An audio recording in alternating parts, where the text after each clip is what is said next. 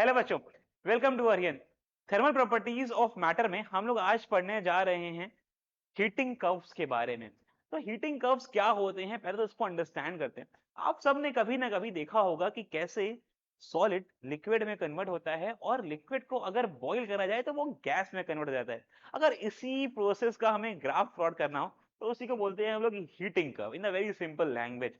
अगर इसको हमको ड्रॉ करना हो तो हमें पहले कुछ चीजों को अंडरस्टैंड करना पड़ेगा। पहले तो हीटिंग कर्व्स और उनसे रिप्रेजेंटेड जो हमारे टर्म्स हैं उसको समझते हैं और फिर चलते हैं हम लोग हीटिंग कर्व की तरफ। तो बच्चों क्या बोलना है, heating curves are the graphical correlation between the heat added to the system.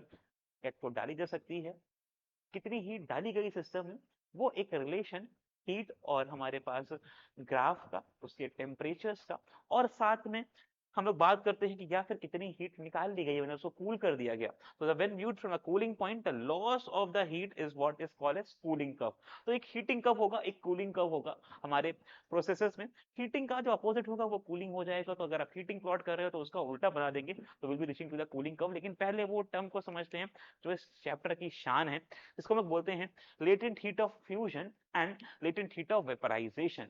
इनको पहले अंडरस्टैंड करते हैं फिर चलेंगे हम अपने आगे के प्रोसेस के लिए। तो लेटेंट हीट ऑफ फ्यूजन क्या होता है? अब मानो बच्चों मैंने आइस को मेल्ट करा, राइट? तो आइस को मेल्ट करते समय जब आइस के पार्टिकल वाटर के पार्टिकल्स में कन्वर्ट हो रहे हैं तो क्या अपने पार्टिकल बिहेवियर को चेंज कर रहे हैं?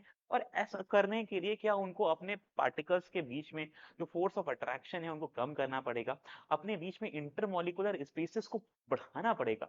क्या यहाँ पे बहुत सारी हीट जाने वाली है ये सारे चेंजेस को कराने के लिए? उसी को बोलते हैं हम लोग लेटेंट हीट ऑफ फ्यूजन। तो इन द वेरी लेमन और simple words, the amount of heat required to change the state of the unit mass, it is the amount of heat required to change the state of unit mass of substance from solid to liquid, from solid to liquid, and it is the melting point that we call as the latent heat of fusion। इसको represent कर सकते हैं हम लोग LF से, which can be represented as LF because it is latent heat of fusion, fusion F, right? तो ये वो हीट है जो हमने दी एक unit mass some grams of substances को अपने सॉलिड स्टेट से लिक्विड स्टेट में कन्वर्ट होते समय, जिसको हम लोगों ने बोला लेटेंट हीट ऑफ फ्यूजन।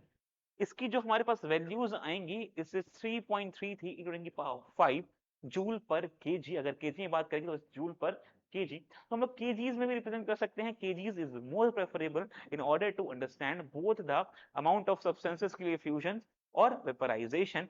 कितने एक केजी के लिए कितनी हीट रिक्वायर होगी अगर हमको उसको सॉलिड से लिक्विड में कन्वर्ट करना है, वो हमारा है लेटेंट हीट ऑफ फ्यूजन। और उस हीट की वैल्यू होगी 3.33, it is 3.33 into 10 to the power 5 joule per KG. तो जो बात करें अगर वेपराइजेशन की, तो you all know what is vaporization, the conversion of liquid into the vapours. अब उसके लिए जितना हीट रिक्वायर हो रहा है for per unit mass, the amount of heat required to change the state of the unit mass of a substance from liquid to vapor, from liquid to vapor, as it is in boiling point, that is what we call as latent heat of vaporization। और represent कर देंगे LV से क्योंकि ये latent heat of vaporization है। V is for vaporization, F is for fusion। और इसकी value क्या होने वाली है? It is going to be 22.6 into 10 to the power 5 joule per KG, 22.6 into 10 to the power 5 joule per KGs के term में। तो आप देख रहे हो ये 4.23 और ये 3.33 है। अब इन दोनों वैल्यूज के अकॉर्डिंग अगर हमें एक सॉलिड से गैसेस में लेके जाना है पार्टिकल को और उससे ग्राफ प्लॉट करना है तो कैसे करा जाएगा, लेट्स सी। तो ये है हमारा वो बहुत प्यारा सा हीटिंग कर्व जिसमें आप देख पा रहे हो कि एक सॉलिड जो कहीं ना कहीं लेट्स से -30 -40 डिग्री सेल्सियस पे रखा हुआ है, उसको हम लोग अगर हीट ऐड कर रहे हैं तो आप देख रहे हो वो कर्व धीरे धीरे धीरे धीरे धीरे धीरे ऊपर बढ़ रहा है। मतलब हम लोग हीट को बढ़ा रहे हैं तो टेम्परेचर उसका रेज कर रहा है। -40 से वो 0 पे आ रहा है। मानो मैंने फ्रिज में रखी हुई एक आइस निकाली तो -40 डिग्री सेल्सियस बिल्कुल फ्रोजन थी, उसको मैंने ओपन छोड़ दिया है।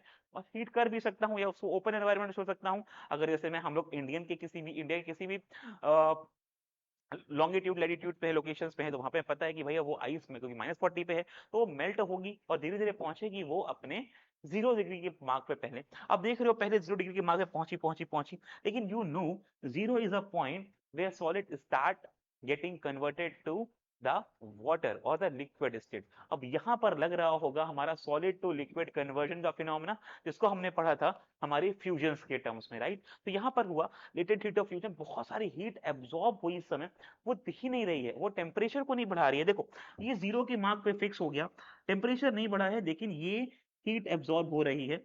यहाँ पे हीट आप देख पा रहे हो, heat is getting absorbed but temperature is not raising. Why? Because now it is changing the phase of the particle. वो solid से liquid में लेके आ रही है, particle nature को change कर रही है, वो heat वहां पर absorb करी जा रही है latent heat of fusions के terms में। लेकिन जैसे ही वो particle behavior को reach करती है और 0 से हम लोग आगे बढ़ना चालू करते हैं और heat देते हैं, हमें पता है कि वो solid से जाएगी liquid में, और कहाँ तक जाएगी? till it is in the liquid state which is 100 degree Celsius. वहां तक वो बड़ी बड़ी बड़ी बड़ी बड़ी और लही लिक्विड स्टेट में देख पा रहे हैं आप, और वो पहुंच गई 100 डिग्री सेल्सियस पे। अब 100 डिग्री पे फिर से होगा एक फेज चेंज, क्योंकि अब ये लिक्विड कन्वर्ट होगा गैसेस में, और यहाँ पर दोबारा से अब हीट बहुत सारी अब्सॉर्ब करी जाएगी अपने पार्टिकल नेचर को चेंज करने के लिए। दोबारा से अब इंटरमोलिकुलर फोर्सेस और कम होंगे, स्पेसेस और बढ़ेंगे, क्योंकि लिक्विड कन्वर्ट हो रहा है अब गैसेस के फॉर्म्स में, और लिक्विड कन्वर्ट टू गैसेस, बहुत सारी हीट एब्सॉर्ब हुई, लेटेंट हीट ऑफ वेपराइजेशन वाला form, right, latent heat of vaporization वाला फॉर्म। एंड देन आफ्टर जैसे ही ये पार्टिकल अपने सारे नेचर्स को, बिहेवियर्स को गैसियस फॉर्म में पहुंच गए, अब गैस का टेंपरेचर दोबारा से बढ़ना चालू हुआ, and it is reaching above 100 degree Celsius. We are assuming we are constantly adding the heat and the temperature is getting raised.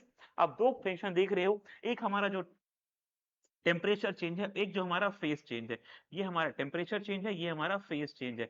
Temperature change जानते हैं हम लोग एम एस डेल्टा टी होता है हमारा, और फेस चेंज होता है एम एल। स्पेसिफिक हीट और लेटेंट हीट हम लोग रिप्रेजेंट करते हैं।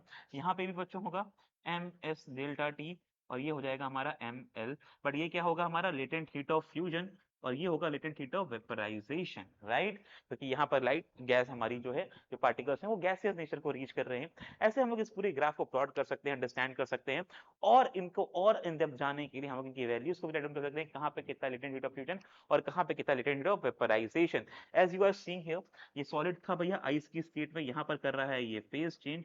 ये हमारा हो गया मेल्टिंग का कंडीशन, फिर ये गया अपने लिक्विड फेज में, वाटर के फेज में। इसने एब्जॉर्ब करी बहुत सारी हीट, जिसको हम बोलते हैं latent of fusion, that is 3.3 10 की पावर 5 जूल पर केजी, और 80 किलो कैलोरी पर केजी। किलो कैलोरी में भी कन्वर्ट कर सकते हैं, कैलोरी में भी कन्वर्ट कर सकते हैं, क्योंकि ये जूल है, जूल को कैलोरी में कन्वर्ट करा जा सकता है, you all know very well. उसके बाद भैया फिर से इसने यहाँ पे फेस चेंज करा है, क्योंकि अभी जा रहा है लिक्विड से गैसियस में, और गैसियस में पहुंचते ही भैया ये बढ़ गया बहुत हाई अपने गैसियस टेम्परेचर को लेके। ये हमारे कुछ एंगल्स भी होते हैं बच्चों, रिप्रेजेंट करते हैं, जिसको आप लोग पढ़ेंगे। लेकिन अभी के लिए आई होप आप समझ रहे हैं कि ये ग्राफ क्या एक्सप्लेन करना चाह रहा है, क्या आप इससे ऑब्जर्वेशन ग्रैब कर पा रहे हो, कहाँ पे फेस चेंज हो रहा है और कहाँ पे टेम्परेचर चेंज हो रहा है, इसकी अंडरस्टैंडिंग बना पा रहे हो। आई होप आपको ये समझ आया होगा। मिलते हैं नेक्स्ट वीडियो में, तब तक के tata bye bye, see you all in the next video. पढ़ते रहिए, धूम मचाते रहिए, और भैया आप सबको एग्जाम क्रैक करना है, इसका याद रखिए। Bye bye.